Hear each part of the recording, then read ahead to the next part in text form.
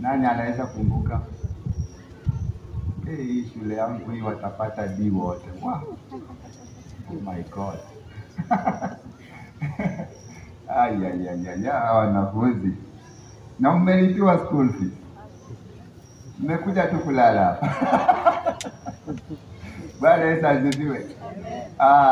Nyinyi mnaleta mwalimu chini. Jana tulijifundisha kuhusu kanisa. Kuhusu nini?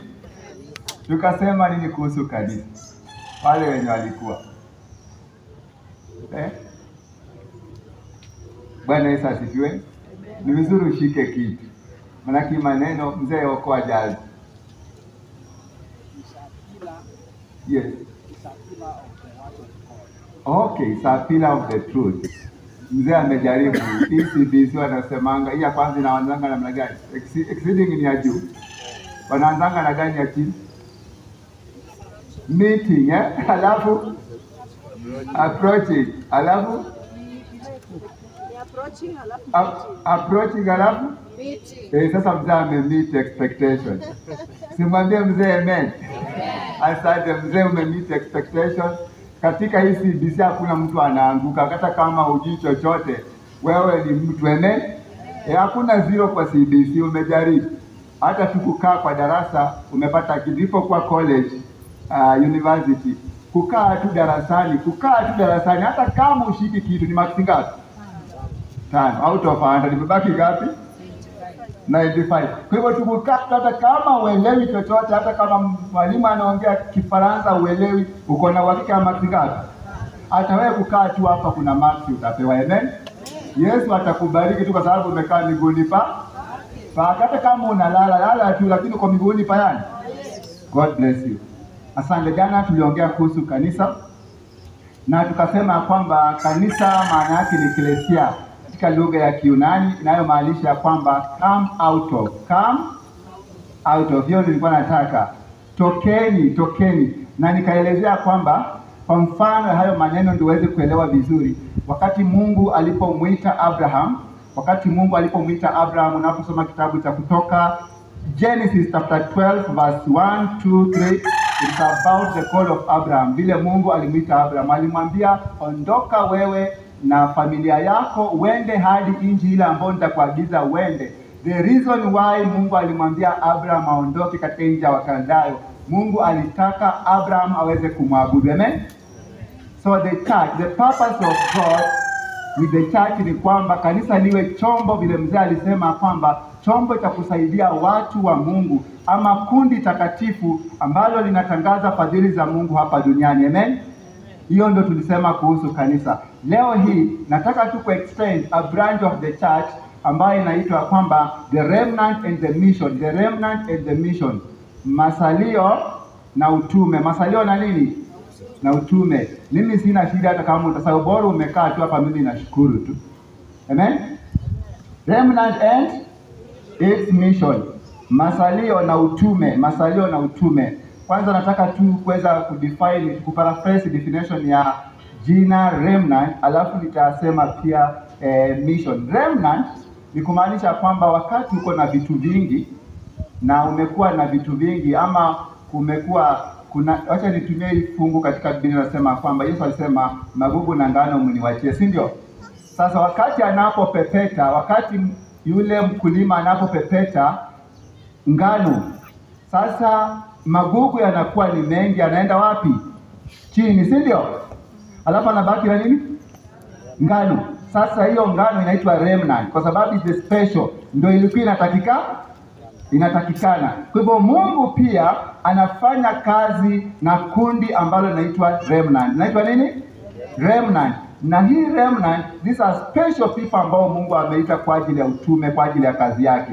Are you getting me? So the remnant has a mission. And this mission ya remnant, ni kanisa la Kristo limepatiwa hii mission. The remnant, watakatifu wa Mungu, kanisa la Mungu wanaitwa remnant. Na hawa remnant Mungu amewapatia mission. God has given them mission. Kama vile Mungu alimpatia Abraham. And before God aweze kumidhinisha Abraham katika utume, naposoma Genesis chapter hiyo Genesis chapter 12 verse 7 inasema ya kwamba Mungu alipomwambia Abraham aondoke, alimwambia nenda kule jangwani.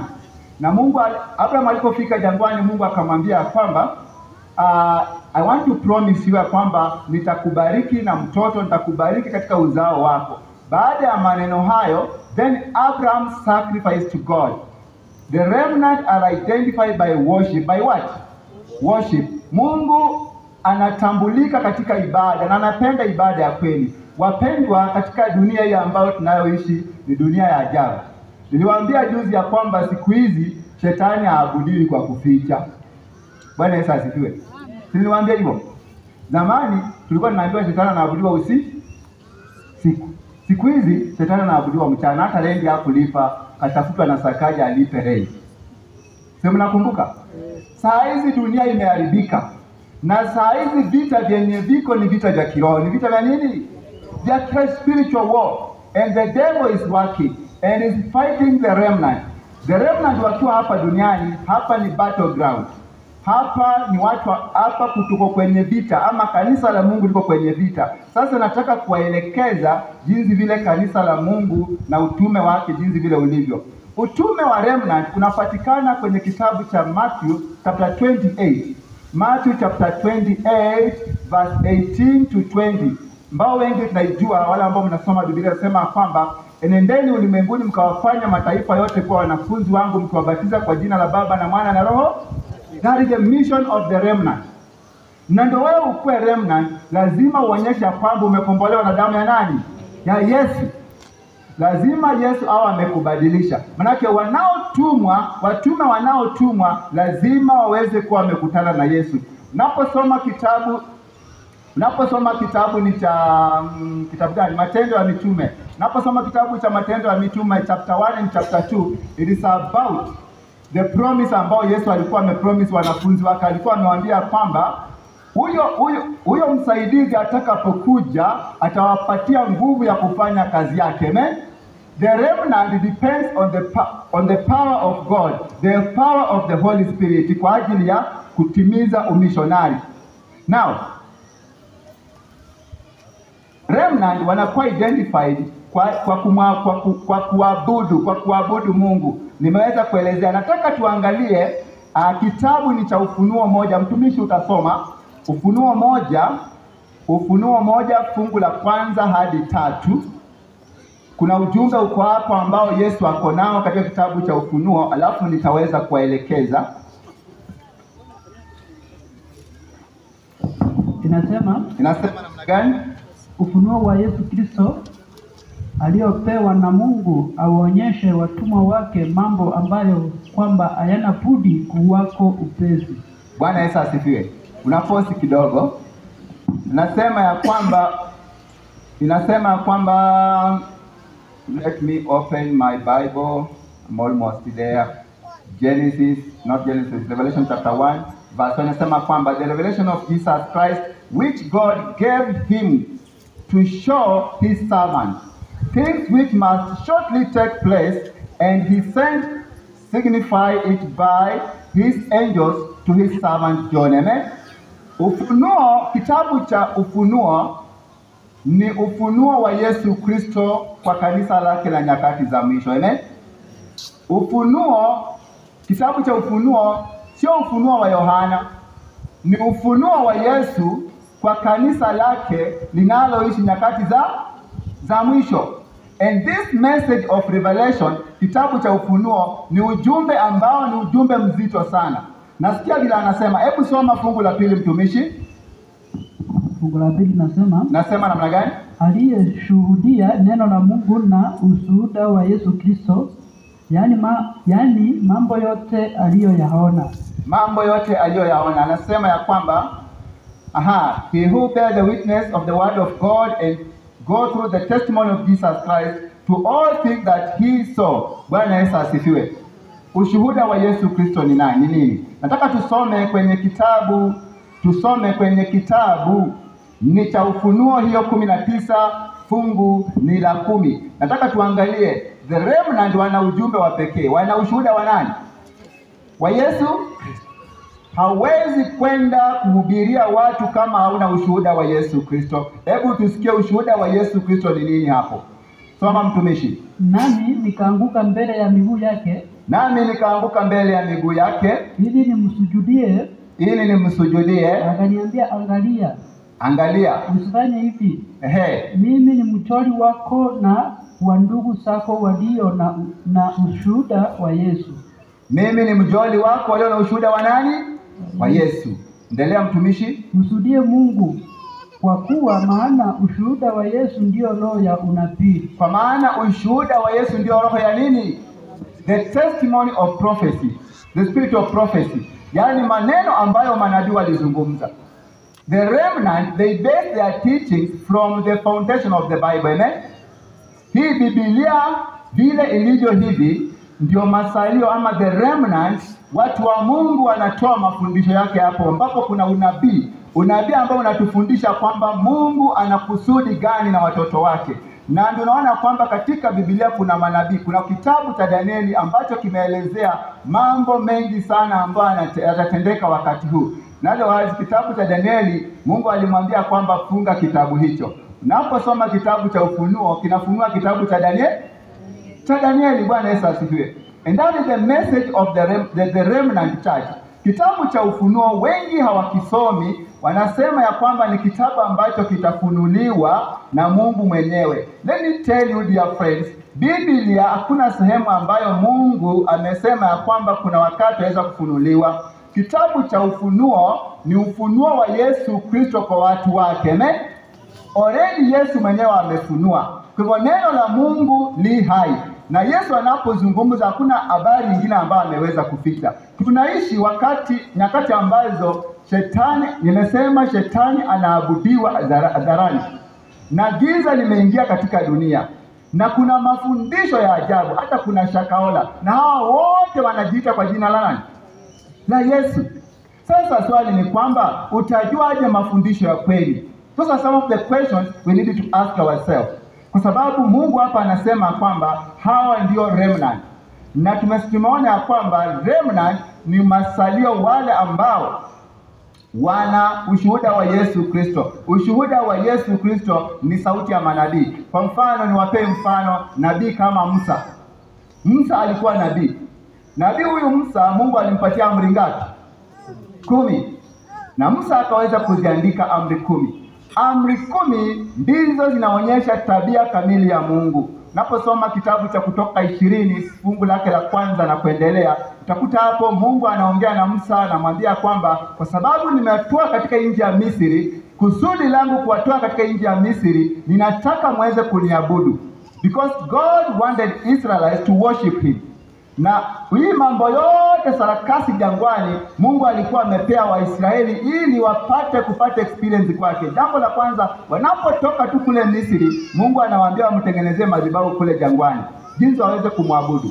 So the remnant, they are the people who are identified with worshiping God. Amen? Sasa nataka tuone hawa remnant wanamwabudu Mungu namna gani. Nataka tusome kwenye kitabu cha Ufunuo 14 fungu la kwanza hadi fungu la 14. Fungu la kwanza hadi fungu la 14. Nataka not fungu la kwanza, fungu la 6 hadi fungu la 14. Kitabu cha Ufunuo. Nataka uone ya kwamba Mungu ako na ujumbe kwa remnant. Na huu ujumbe unashikamana na huo ujumbe ambao nimesoma kwenye kitabu cha Matthew chapter 28, because the message ambao Mungu ako nayo katika dunia hii ni ujumbe wa onyo kwa dunia. God is warning the world.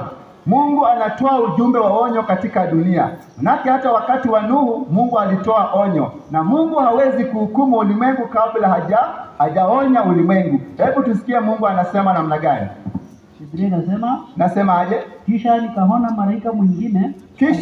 malaika mwingine akiruka katikati ya mbingu, mwenye injili ya milele. Awahubiri hao wakao juu ya nchi, na kila taifa na kabila na lugha na jamaa. na kila taifa na kila kabila na lugha na jamaa. Anasema hivi katika lugha ya Kiingereza, then I saw another angel flying in the midst of heaven, having everlasting gospel to preach to those who dwell on earth, to every nation, tribe, tongue and people. This is the good news. Good news ni kwamba Yesu anarudi. Ujumbe wa malaika huyu ama malaika watatu, the first angel message, ana ujumbe wa injili ya milele. Injili ya milele. The warning to the world ya kwamba Jesus is coming. Yesu anakuja, na kabla huyu Yesu anakuja, ujumbe huu ni ujumbe ambao unaonya ulimwengu ya kwamba ulimwengu uweze kubadilika, niweze kumkubali Yesu Kristo ili wanaporudi waende mbinguni. Hebu soma, endelea mtumishi. Fungu la 7. Hapa inasema, akisema namna gani? Akasema kwa sauti kuu. Akasema kwa sauti kuu, mcheni Mungu, fear God, na kumtukuza, and give him glory, kwa maana saa ya hukumu yake imekuja. for the hour of his judgment has come. Msujudieni yeye aliyezifanya mbingu na nchi na bahari na chemichemi za maji. Msujudieni yeye aliyezifanya mbingu na bahari na chemichemi za nini? Za maji. Ni nini ambacho umejifundisha katika hilo fungu peke yake? Mwanafunzi yule anapata A. Hii ni Bible study. Hiyo fungu ambayo imesema kwamba, wacha nirudie sasa ndio niulize mtu aniambie ni nini ambacho amejifundisha kwenye hilo fungu. Kitabu ni cha Ufunuo 14 fungu lake la 7, inasema kwamba, saying with a loud voice, fear God and give him glory, for the hour of his judgment has come, and worship him who made heavens and earth and sea, spring of water. Ni nini ambacho umejifunza katika hilo fungu? Muumbaji wa vyote, meeting expectations. Utukufu ni kwa nani? Kuna neno moja ninatafuta tu. Hiyo umesema hiyo ni meeting expectations. Yes. Worship. Bwana Yesu asifiwe. Exceeding expectation. Katika ile fungu lenye tumesoma, it's about worship. Ni ibada, worship. God is interested with how men and women are worshiping him. Dear friends, tunaishi katika ulimwengu uko na vituko. Makanisa yamekuwa kama vioski. Watu wanafundisha, hata walio ndani ya kanisa, they are even tempted to leave the church because of confusion. Katika hii dunia tunaambiwa kwamba ni Babylon. Na ni machukizo yamejaa katika dunia hii. People don't understand the mission of God. And the mission of God inapatikana hapa. It's about worship. Nataka kuwarudisha kwenye kitabu cha Danieli. Danieli anasema, I just want to paraphrase. Danieli, kuna vijana watatu, Shadrach, Meshach and who? Abednego. They were tested by faith. Vile walimwabudu Mungu. Mungu huruhusu ya kwamba sometimes watu nasema Mungu ondoa majaribu. Kuna wakati fulani Mungu aondoi nini? Anaruhusu majaribu ifanye nini? Ikuje. And sometimes majaribu yanapokuja, mama, you can be tempted to leave the church. Umaisikia mtu akisema nimekuachia kanisa. Mimi uchaka tu kama mchungaji, nasema enda tu. Kwa sababu the Bible says even the saints will leave what? Fear God and give him glory, because the hour of his judgment has come. Shadrach, Meshach and Abednego, they were servants in the government of that time, serikali ya Babylon. Na walikuwa na rangi ya juu. Walikuwa watu ambao wanaheshimika sana. Na wengine wakaonea, Mungu akaruhusu shetani. Unajua Mungu huruhusu saa zingine. Ndio jaribu. Mungu ajaribu watu, lakini anaruhusu nani? Shetani akujaribu. Shetani akasema ya kwamba, I want to see this man, hawa Waibrania. Manake lengo kubwa ya haya mambo yote ilikuwa ni hawa vijana watatu. Ikawa ni kwamba I want to prove kama wanamwamini Mungu. Akapitia vitina kwa watu ya kwamba wakaenda wakamwambia mfalme ya kwamba hawa vijana wamekataa kuabudu sana. Na hawa vijana wakakuwa courageous. To be a remnant is a sacrifice. Bwana Yesu asifiwe. Kukua remnant sio kitu rahisi. Lazima uwe Mungu amekubariki. Unaona saa zingine mtu anakuja kanisani kana kwamba hataki, anakaa nyuma. Let me tell you. Acha nisiseme saa hii.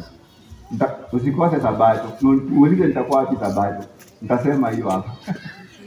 Kuna watu wanakuja, yani they come to worship God ni kama watatu. Hawa vijana watatu wakasema ya kwamba niwe liwa, kwa sababu walifundishwa ya kwamba there is a difference between worshiping God of heaven and other gods. Walikuwa wamefundishwa na wazazi wao ya kwamba how to worship the true God, the God of Abraham, the God of Isaac, the God of Jacob, the God of... Bwana Yesu asifiwe. Hao vijana wakasema kwamba we are not going to worship the image. Wakaweka image. Watu wakasujudia image, wakakataa. Mfalme akawaita. Wakaambia mfalme, we honor you. And that's why the Bible says respect the leader. Sio? Si waliheshimu mfalme. Wakamwambia but for this one, hey, there is no negotiation. Remnant, the true remnant. Hao vijana wakasema ya kwamba we will not worship the image. Na hapo ndipo unaona kwamba kanisa la Mungu likasimama. Watu wachache, remnant, everybody can decide to worship the image. Kila mtu anaweza amua katika hii dunia abudu shetani. Hata pastor anaweza amua abudu shetani. Lakini wewe ukisimama na Mungu, Bwana Yesu asifiwe, Mungu anatafuta waumini kama hao ambao they are worshiping God in truth and spirit, in action. And their character, tabia yako, worshiping God, it is not all about like worshiping on Sabbath alone. No, it is the whole of your body, all of your mind. Mpende Mungu kwa moyo wako na kwa nguvu zako zote. Yani kumaanisha kwamba hata wakati niko kwenye giza, I will still worship who? Niliambia washiriki wangu siku moja, wakati nilikuwa nauza vitabu kule Norway. Huko nilikuwa peke yangu. Kuna washiriki, unajua hapa mnachunguliana, hata wengine mnawekewa wengine ma CCTV. Unataka kuona ametenda dhambi gani. Sasa watu wanaogopana kwa sababu mnaona. Lakini huko hakuna mtu alikuwa ananiona. Niko peke yangu. Nikiwa student pastor. Nikaenda kwa nyumba moja kuuza vitabu. Nikafika kwa hiyo nyumba nikakuta mzungu. Sasa hiyo nimekaukiwa, mdomo imekauka. Shetani anahakikishanga kwamba wakati kimeuma. Yaani saa hiyo mambo ni mbaya. Sijauza hata kitabu hata moja. Jua limenichoma. Na huko jua haiwakangi. Na jua imenichoma siku hiyo. Nikabisha nyumba moja. Nyumba zingine zote nimefukuzwa. Nikabisha nyumba moja. Kubisha, huyu mzungu akatoka. Akaniambia, "Hey." Akamwambia, "Hi." Yes, nikajiintroduce mwenyewe, akaniambia sasa, nikamwambia mimi nauza vitabu, mimi ni mwanafunzi. Nikamwambia kwamba I have good books for you and these books they are good for you. Lazima umwambie kwamba kitabu ni kizuri kwako. Usimwambie tu unataka pesa yake. Lazima ukonvince kitabu ni kizuri. Nikamwambia, you know what? This book is good for you. And this book, it will help your family and it will help you to grow strong. It's good for your health. Na yeye akanisikiliza. Huyu jamaa alikuwa amevaa kaptula. Alikuwa amevaa nini? Kaptula. Mzungu. Sasa akaniambia, "Can you come inside?" Unaweza will you bother to come inside? Nikamwambia, "Yes, I can come inside." Na mimi nikiingia ndani nimeshika mkoba wa vitabu. Akijangu kwa vitabu. Kuingia ndani, jamaa kumbe ni gay. Kumbe ni nini? Gay. Jamaa bwana akaenda akaleta pesa kiasi hii. Pesa. Yaani shetani wakati wa kujaribu anataka kujua kwamba huna chochote. Hauna chochote. Fear God and give him, worship God. Yaani unajua shetani alijua sina pesa. Na nataka nini? Unajua ngiri moja ya huko it is equivalent to 15,000 ya Kenya. Na ameleta pesa kiasi hii. Akaniambia, "I know you need what?" Nikamwambia, "No. My mission is to sell books.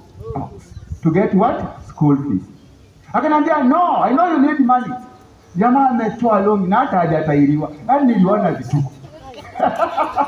Bwana Yesu asifiwe. Sometimes God can allow test to come to you to prove whether you trust him or not. Niliona maajabu. Hata I feel like crying, nikakumbuka kweli hata Biblia. Yaani nikafikia nilie, yaani shetani na kutoka kwa hiyo nyumba pikipiki kapata panja. Nikamwambia hapana, akanifukuza. Najua hawezi kukushika kama hapa Kenya, ambapo mtu anaweza kufanyia chochote. Huko sheria inakuprotect. Anafanya tu vitu zake lakini hawezi kufanya. Huko ni tofauti kama hapa kwetu. Sisi tunajuana sisi kama Wakenya. Najua Mkenya ambiangi mtu thank you. Nasemanga ni haki yake. Asante. Sasa nikatoka pale nikaenda. Kutoka hapo kumbe pikipiki haina na ninaenda mbali. Na huko hakuna watu mafundi wamejaa kwa barabara kama hapa Kenya wa pikipiki. Huko pikipiki ikiharibika, unapiga simu kwa hiyo kampuni ya hiyo pikipiki. Watume gari, tena gari kubwa ya kukuja kubeba hiyo pikipiki. Tuko pamoja? Sasa try to imagine umeenda msituni huko mbali, gari imepigwa pengine huko inatoka huko Eldoret. Wewe unakaa hapo unangoja na pikipiki yako. Wakuja waichukue, waipeleke na ni panja imagine.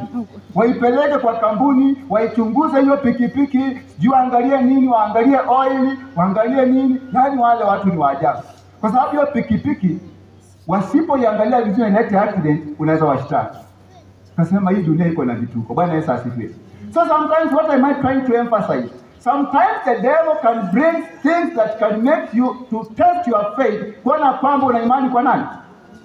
Some of us here, we have been tested na yaani Mungu ameshangaa na sisi. Because ndio Mungu akuweke kukua remnant. Ndio Mungu akukutrust, lazima aruhusu kupitia kwenye moto.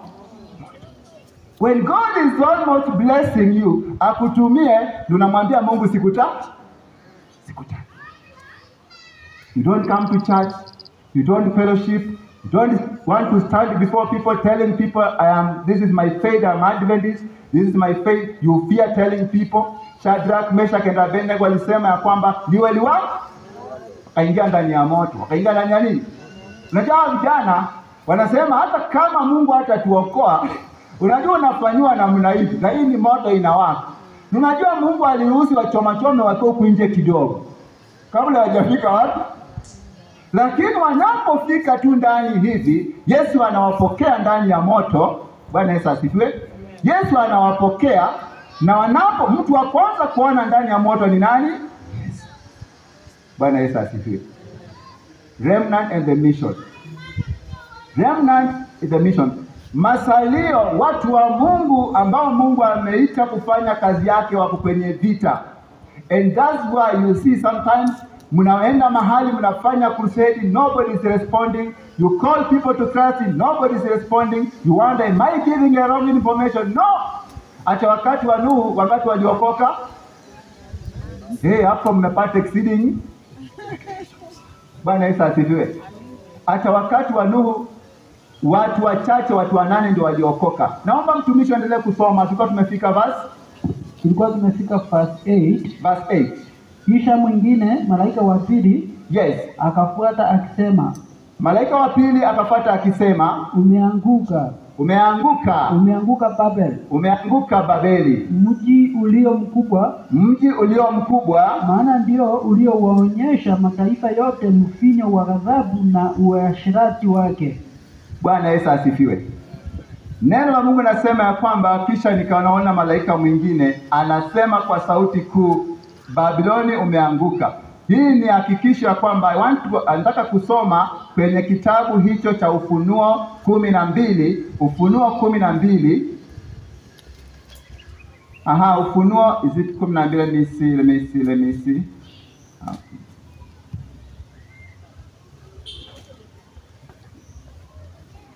Okay, naomba usome Ufunuo 12 fungu la 7 mtumishi, na fungu la 8 na 9. Ufunuo 12, nataka tuangalia kwamba ushindi unapatikana wapi. Kulikuwa na vita mbinguni.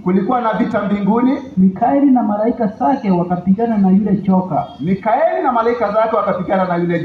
Yule joka naye akapigana nao pamoja na malaika zake. Yaani huyu ni shetani anapigana na Mungu. Unafikiria shetani ni walika yako? Tena shetani ziwa kugongea mguu chini riswa. Kwa nguvu yako huwezi kumgusa nani shetani? Ni vita vya kiroho. You need spiritual. Na unahitaji hali ya kiroho. Yaani roho wa Mungu mwenyewe ndiye anapigana na shetani. Endelea mtumishi. Nao hawakushinda. Naye shetani hakushinda na malaika zake, wala mahali pao hapakuonekana tena mbinguni. Yaani mahali pa shetani tena hapako mbinguni. Endelea mtumishi. Yule choka akatupwa. Alitupwa wapi? Yule mkubwa, nyoka wa zamani, ndio aitwaye Ibilisi, ndio na Shetani, audanganyaye ulimwengu wote. Bwana Yesu asifiwe kanisa. Anayedanganya ulimwengu ni nani? Uongo wote, mafundisho ya uongo. Mpaka unaona mtu anasema ya kwamba anabatiza watu. Mtu anakojoa, anapanda juu ya mti, anachukua makojoa, anamwagia watu, anawaambia amewabatiza. Na unaona watu wanabatizwa na makojoa, na wanasema wamebarikiwa. Hiyo ndio dunia ambayo tunayoishi. People don't care. Na watu wamepotea, manake Shetani alikuwa mwongo tangu mwanzo. Na ni muuaji. Shetani hakutakii mema. And that's why the remnant are called people of God. Wameitwa watu wa Mungu kusimamia maandiko. Let me read this statement here. Kuna statement hapa inasema kwamba the universal church is composed of all who truly believe in Christ. But in the last days, a time of widespread apostasy, a remnant has been called out to keep the commandment of God and the faith of Jesus Christ. Amen? The remnant has a mission. We have a mission. Na hivyo wewe kama Mungu amekuita, if God has called you, really God has called you, you have a mission. Huu sio wakati wa kulala. Wakati si wa kulala. Tulisoma katika kitabu cha Ufunuo ya kwamba ufunuo wa Yesu Kristo ambao Mungu amefunulia mtumishi wake, mambo ambayo hayana budi kutokea kwa muda mfupi. We don't have time to waste. Kipindi ambacho tunaishi kanisa ni kipindi cha neema. Amen? Ambia mwenzako ni kipindi cha neema. Mimi sinanga shida na washiriki wa kilala. I have no problem. Because sijui ulikuwa wapi jana. Bwana Yesu asifiwe. Ya naambia washiriki wangu ya kwamba pengine wewe ni mgonjwa, si ndio? Ya why do I fight you? Pengine wewe ni mgonjwa ukaona tu ni vyema nikuje miguuni pa nani? Pa Yesu. Wewe lala ndugu yangu kwa miguuni pa Yesu. Bora tu ukiamka utuambie Yesu amekwambia nini, tupe ufunuo. Utupe nini? Kwa sababu Samueli alipoamka kwa usingizi akaenda akaambia Eli, wewe ndio umeniita. Eli akamwambia, aliyekuita ni nani? Ni Mungu. Enda. Kwa hivyo bora tu ukiamka utuambie una ufunuo gani. Thank you. God bless you, church. So the remnant wako na mission. Sorry, niko na saa. Misi time yangu.